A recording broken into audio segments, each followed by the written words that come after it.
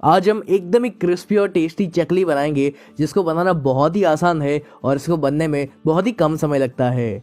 तो इस चकली को बनाने के लिए मैंने लिया है 2 कप राइस फ्लावर यानी कि चावल का आटा। अब इसी के साथ हम इसमें ऐड करेंगे 1 कप मैदा यानी कि ऑल पर्पस फ्लावर। और अब मैं इसमें ऐड कर रहा हूँ तकरीबन 3 से 4 बड़ी चम्मच बेसन यानी कि ग्राम फ्लावर। इसमें बेसन का इस्तेमाल करना ऑप्शनल है, आप इसे नहीं डालोगे तो भी चलेगा। अब इसी के साथ हम इसमें ऐड करेंगे स्वाद अनुसार नमक। तो मैंने इसमें तकरीबन 1 बड़ी चम्मच नमक का इस्तेमाल किया हुआ है।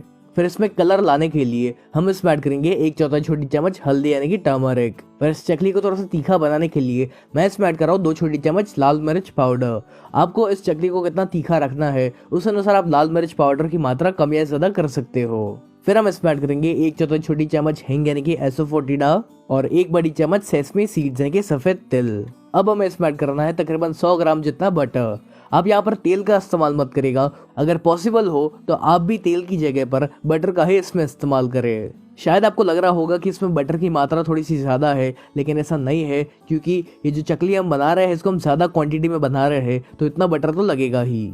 यदि आप इसमें बहुत ही कम बटर या फिर तेल का इस्तेमाल करते हो तो फिर आपकी जो चकली है ये काफ़ी हार्ड बनेगी। अब बस हमें इन सभी चीज़ों को एक बार अच्छे से मिक्स करना है और इसको हम तब तक मिक्स करेंगे जब तक ये जो सारी चीज़ें हैं ये अच्छे से जुड़ नहीं जाती। आज तो हम ये चकली बना रहे हैं, लेकिन आपको और कौन से नाश्ते या फिर नमकीन की रेसिपीज देखनी है ये आप मुझे कमेंट्स में ज़रूर लिख कर बताइएगा, मैं उसकी भी रेसिपी आपके साथ ज़रूर शेयर करूँगा।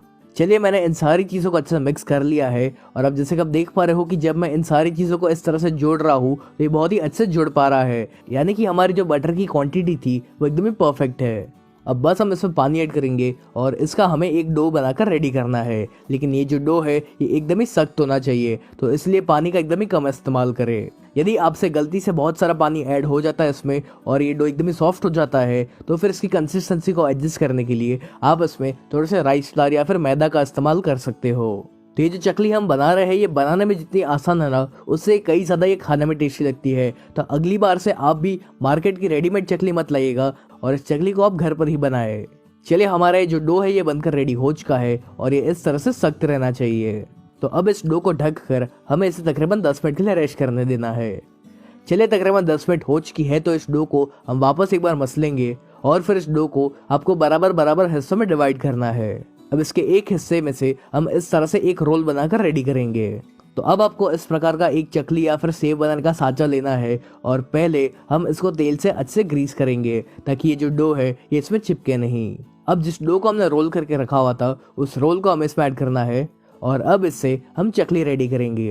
तो किसी भी एक फ्लैट सरफेस के ऊपर आपको इस तरह से एक प्लास्टिक की शीट या फिर बटर पेपर रखना है और इसके ऊपर हम चकली बनाएंगे। हम ऐसी प्लास्टिक शीट या फिर बटर पेपर का इस्तेमाल इसलिए कर रहे हैं ताकि हमारा जो चकली का डो है वो उसमें चिपके नहीं। यदि आपके पास प्लास्टिक शीट या फिर बटर पेपर ना हो तो आप एक थाली को तेल से ग्रीस कर लीजिए।